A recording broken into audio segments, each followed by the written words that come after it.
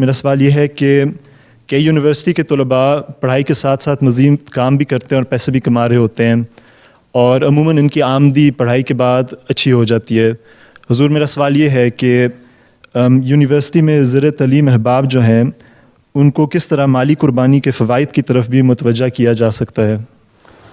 بات یہ ہے کہ بھی لفظ بول دیا آپ نے قربانی کا تو مطلب یہی ہے کہ کچھ تکلیف میں ڈالو اپنے آپ کو، پھر کوئی کام کرو۔ قربانی کسے کہتے ہیں؟ قربانی کا مطلب یہی ہے نا، تکلیف میں ڈال کے کوئی کام کرنا۔ اگر آسانیوں سے کام ہوتا رہے تو اس کو قربانی تو نہیں کہتے۔ ہم کہتے ہیں ہم نے عید قربان پہ بکرے کی قربانی کی یا گائے کی قربانی کی، تو اس کے گلے پہ چھری پھیر کے قربانی کی نا، ٹھیک ہے۔ حضرت اسماعیل علیہ السلام نے اپنی قربانی پیش کی، حضرت ابراہیم علیہ السلام نے ان کو لٹا کے قربانی لینے لگے، تو وہ اسی قربانی کے لیے تیار ہوئے تھے نا کہ چھری پھیریں۔ تو پہلے تو قربانی کا فلسفہ پتہ ہونا چاہیے، قربانی کے لفظ کا۔ قربانی کیا ہے؟ ایک طرف آپ کہتے ہیں قربانی، دوسری طرف کہتے ہیں کہ یہ تو میرے اپنے خرچ پورے نہیں ہو رہے، میں کس نہ کروں۔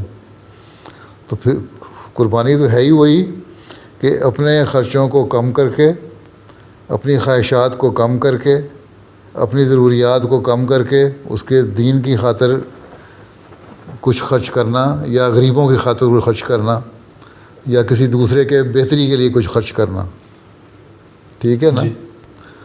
تو آمدنی جب ہوتی ہے آپ کی، اس میں اسٹوڈنٹ جو ہے وہ اپنی فیس کے اخراجات بھی پورے کر رہا ہوتا ہے، بعض دفعہ والدین نہیں دے سکتے، اور اپنے کھانے پینے کے اخراجات بھی پورے کر رہا ہوتا ہے بعض دفعہ دوسری جگہ یونیورسٹی میں رہ رہا ہے تو وہاں کہیں فلیٹ میں یونیورسٹی ہاسٹل میں رہتے ہیں، وہاں بعض دفعہ اخراجات ہو جاتے ہیں، وہ پورے کر رہا ہوتا ہے۔ تو یہ چیزیں آپ کی ایک ریگولر انکم نہیں ہے، اس عرصے میں آپ پڑھ رہے ہیں، اس میں سے کچھ سیونگ کر کے اگر آپ کرتے ہیں، قربانی چندہ دیتے ہیں، یا کسی غریب کی مدد کرتے ہیں، یا کسی چیریٹی میں دیتے ہیں، اللہ تعالیٰ نے ایک جگہ فرمایا کہ جو تمہارے لیے آسان ہے وہ دو، دوسری جگہ فرمایا کہ قربانی کر کے دو، تیسری جگہ فرمایا کہ قربانی اس وقت تک ہے ہی نہیں جب تک تم وہ چیز قربان نہ کرو جس سے تم محبت کرتے ہو۔ تو حالات کے مطابق اللہ تعالیٰ نے قرآن کریم میں مختلف سبق دے دیے۔ لن تنالوا البر حتی تنفقوا مما تحبون، کہ نیکی وہ ہے ہی نہیں جب تک تم وہ خرچ نہ کرو جس سے تم محبت کرتے ہو، بالکل ٹھیک ہے نا۔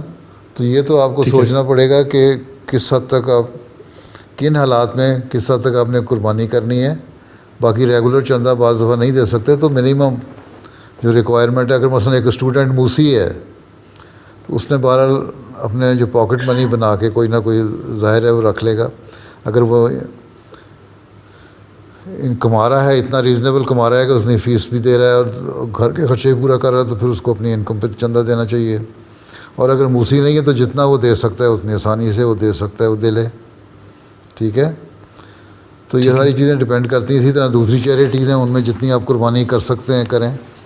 پہلی تو بات یہ تربیت، اگر اچھی تربیت ہو، خدا تعالیٰ پہ یقین ہو، اعتماد ہو، اس پہ توکل ہو، اس کے حق ادا کیے جا رہے ہوں، نمازیں پڑھنے والا انسان ہو، پہلی چیز تو نماز ہے نا۔ تو اللہ تعالیٰ نے پہلے تو یہی بنایا نا، ایمان بالغیب کے بعد یقیمون الصلاۃ، کہ نمازوں کو قائم کرو، نماز پڑھو۔ پھر فرمایا نمازیں جو پڑھ لو، اللہ سے تعلق پیدا ہو جائے، پھر قربانی کرو، مما رزقناہم ینفقون، جو تمہیں اللہ تعالیٰ نے دیا ہے اس میں سے خرچ کرو، ٹھیک ہے۔ ٹھیک ہے، وہ جب تربیت ہو جائے گی، اللہ سے تعلق پیدا ہو جائے گا، تو خرچ کرنے کی طرف آپ بھی جتنی آسانی سے کر سکتے ہو کرو گے، یا کم از کم خواہش پیدا ہوگی۔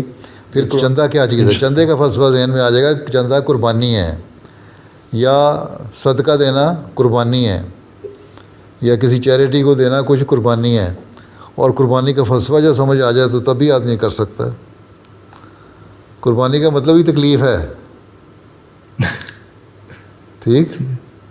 تو تکلیف میں ڈالو گے تو کام ہوگا تھوڑا سا، اور کوئی بات نہیں ہے۔ اگر ایک برگر نہ کھاؤ ایک دن تو اتنے میں چندہ ادا ہو جاتا ہے، خدا ملم دیا کا، ضرور ہے، ٹھیک ہے نا۔ جی بالکل بالکل۔ چلو پھر جزاکم اللہ.